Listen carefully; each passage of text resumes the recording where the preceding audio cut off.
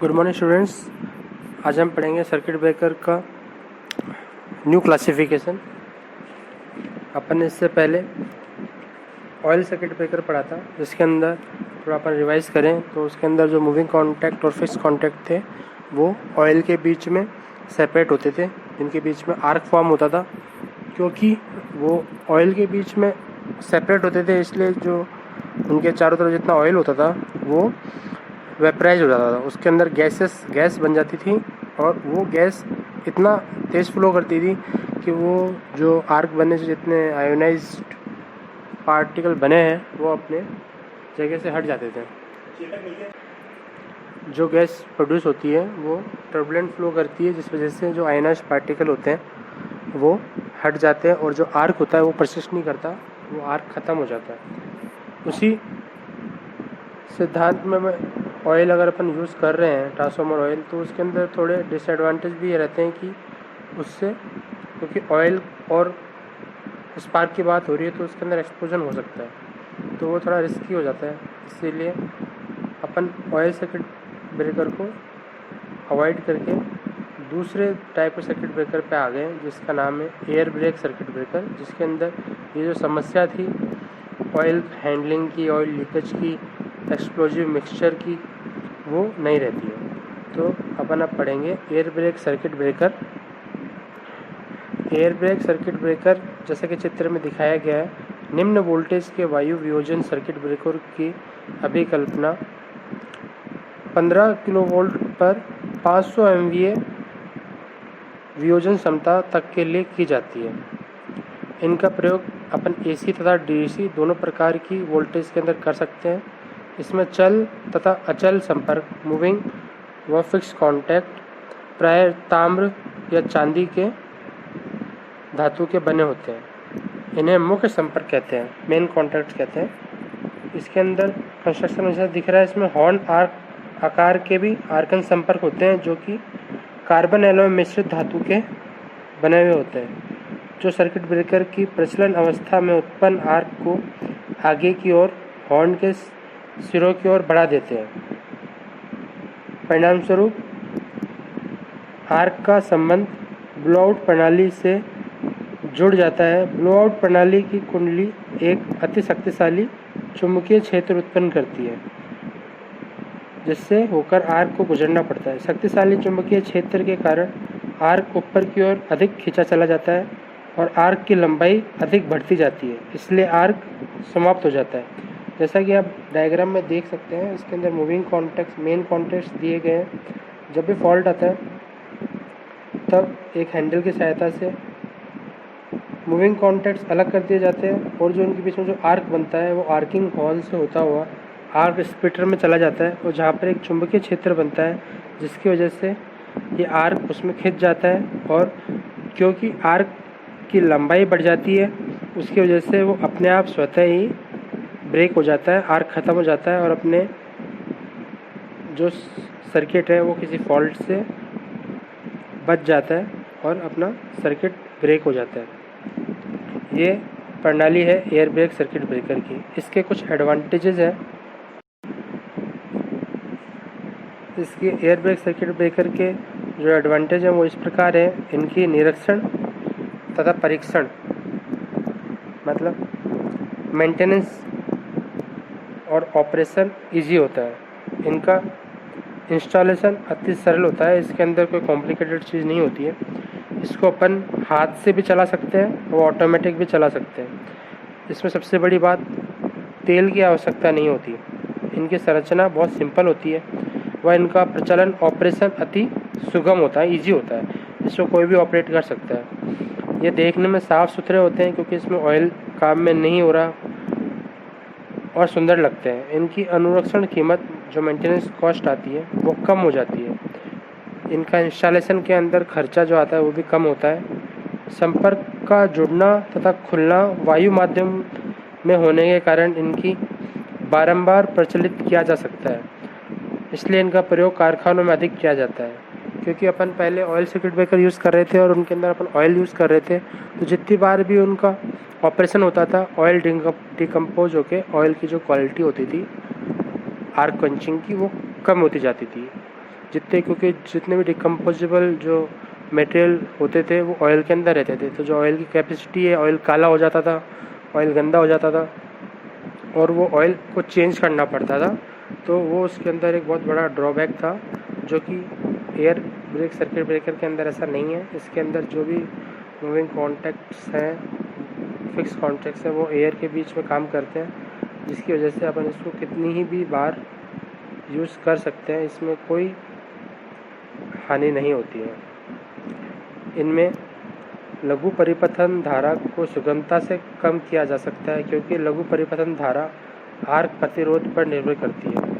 क्योंकि इस air brake circuit breaker के अंदर अपन आर्क स्प्लिटर काम में ले रहे हैं, जिसकी वजह से जो रेजिस्टेंस है इसका वो बढ़ जाता है। रेजिस्टेंस बढ़ने से क्या होता है, जो आर्क होता है, आर्क क्या है एक्चुअली, एक तरीके से करंट ही है जो आर्क के रूप में फ्लो हो रहा है। जैसे अपना रेजिस्टेंस बढ़ जाता है तो अपना करंट घट जाता है, तो उसको ईजी हो जाता है उसको ब्रेक करना।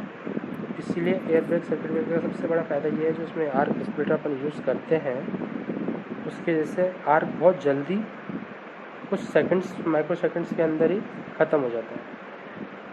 इसके एडवांटेज के साथ इसके कुछ डिसएडवांटेज हैं, जो कि हैं इन सर्किट ब्रेकरों का प्रयोग प्राय बंद स्थान में करना आवश्यक होता है,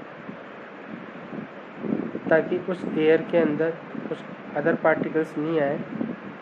इनकी अभिकल्पना प्राय लघु वोल्टेज के लिए की जाती है, मतलब इनको अपन कम वोल्टेज पे ही अप्लाई कर सकते हैं। ज़्यादा वोल्टेज पे अपन इनको इसलिए अप्लाई नहीं कर सकते, अगर हैवी फॉल्ट होगा तो उसका जो आर्क होगा बहुत हैवी होगा, उसके लिए अपन को आर्क स्प्लिटर बहुत बड़े चाहिए होंगे। उसकी वजह से क्या है, इसकी एयर ब्रेक सर्किट ब्रेकर की जो हाइट, लेंथ वगैरह बढ़ जाएगी, जैसे हैंडल करना मुश्किल हो जाएगा। इसीलिए ये लो वोल्टेज के लिए बहुत अच्छा काम करता है। इसकी जो कैपेसिटी व रेटिंग है 15 किलोवोल्ट से 500 MVA तक की है।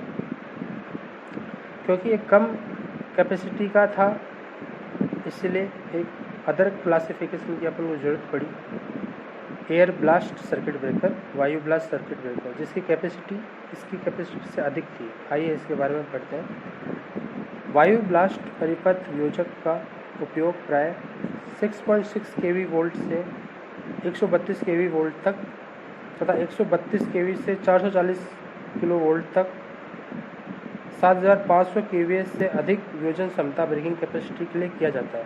यहाँ एक चीज़ नोट करो, एयर ब्रेक सर्किट ब्रेकर की जो कैपेसिटी थी वो 15 kV थी और 500 MVA थी, मगर यहाँ एयर ब्लास्ट सर्किट ब्रेकर अपन कम kV पे भी 6.6 kV पे भी यूज़ कर पा रहे हैं और 440 kV पे भी यूज़ कर पा रहे हैं। मतलब छोटे वोल्टेज के लिए भी काम आ रहा है और बड़े वोल्टेज के लिए भी काम आ रहा है। इसकी जो रेंज है वो बहुत अच्छी है और ये 750 MVA से अधिक वियोजन क्षमता रखता है। ओके, आधुनिक सर्किट ब्रेकर के लिए कंप्रेस्ड एयर को धातु टैंक में इकट्ठा किया जाता है। एक टैंक बनाया जाता है जहाँ पर एयर को कंप्रेस किया जाता है और आर्क को कुचलने के लिए यह वायु स्वतः ऑटोमेटिकली उच्च गति पर एक नोजल द्वारा छोड़ी जाती है। कंप्रेस्ड वायु को टैंक का दाब जो रहता है वो होता है 85 से 175 kg पर सेंटीमीटर स्क्वायर तक इसका दाब रखा जाता है। जैसा कि आपको चित्र में दिख रहा है, चित्र में प्रदर्शित cross air blast circuit breaker में आर्क कुचलने के लिए ब्लास्ट एयर को संपर्कों के लंबवत छोड़ा जाता है, उसके अक्रॉस छोड़ा जाता है, जो आर्क को बुझाता हुआ आर्क तथा संपर्कों के अक्रॉस से गुजरता है। मतलब एयर ब्रेक सर्किट ब्रेकर की तरह ही है। इसके अंदर अपन बस क्या करते हैं, एक नोजल रखते हैं जो कंप्रेस्ड एयर से जुड़ा हुआ होता है और जो आर्क है उसको वो फ्लो करता है आर्क स्प्लिटर की तरफ से। और इसके अंदर अपन क्रॉस एयर ब्लास्ट करते हैं। एक फिक्स कांटेक्ट होता है, एक मूविंग कांटेक्ट होता है, और जैसे जैसे कांटेक्ट अलग होता जाता है मूविंग कांटेक्ट, उस पर एयर ब्लास्ट स्वतः ही चालू हो जाता है, जो आर्क को बुझाता हुआ आर्क तथा संपर्कों के अक्रॉस से गुजरता है। वहीं दूसरे चित्र में आप 4.10b में देखोगे कि एक्सियल एयर सर्किट ब्रेकर में आर्क कुचलने के लिए ब्लास्ट एयर को एक गोलाकार छेद द्वारा संपर्क अंतराल कि रेडियल दिशा में तेज़ गति से छोड़ा जाता है, जो आर्क को बुझाती हुई संपर्कों को विपरीत दिशा में एक्सियली चलकर निकल जाती है।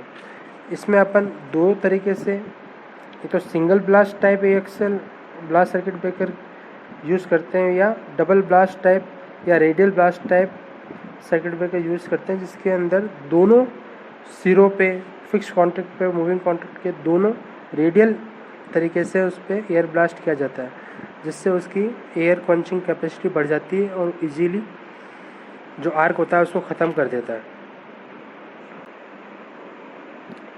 एयर ब्लास्ट सर्किट ब्रेकर की कुछ विशेषताएं हैं, कुछ एडवांटेजेस हैं, जो कि है इनमें तेल परिपथ वियोजक की तरह तेल में आग लगने का भय नहीं होता। जो भी विशेषता एयर ब्रेक सर्किट ब्रेकर की थी वही विशेषता इसके अंदर व्याप्त है, और इसके अलावा जो विशेषताएं हैं वो मैं पढ़ रहा हूँ।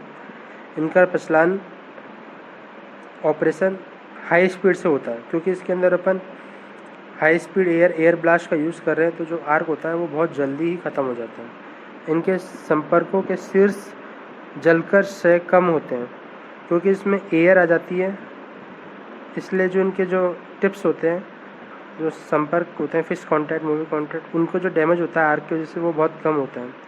इनमें उत्पन्न आर्क शीघ्र ही फैलकर नष्ट हो जाता है। इनकी अभिकल्पना निम्न वोल्टेज 6.6 से लेकर उच्च वोल्टेज 400 kV तक के लिए की जाती है। इनकी अनुरक्षण कीमत ऑयल सर्किट ब्रेकर की अपेक्षा निम्न होती है। इनकी ऑपरेशन जो होता है वो ऑयल सर्किट ब्रेकर से कम कॉस्ट का होता है। इनकी अभिकल्पना उच्च वोल्टेज के लिए फ़ायदेमंद होती है। साथ ही इसके कुछ डिसएडवांटेज हैं।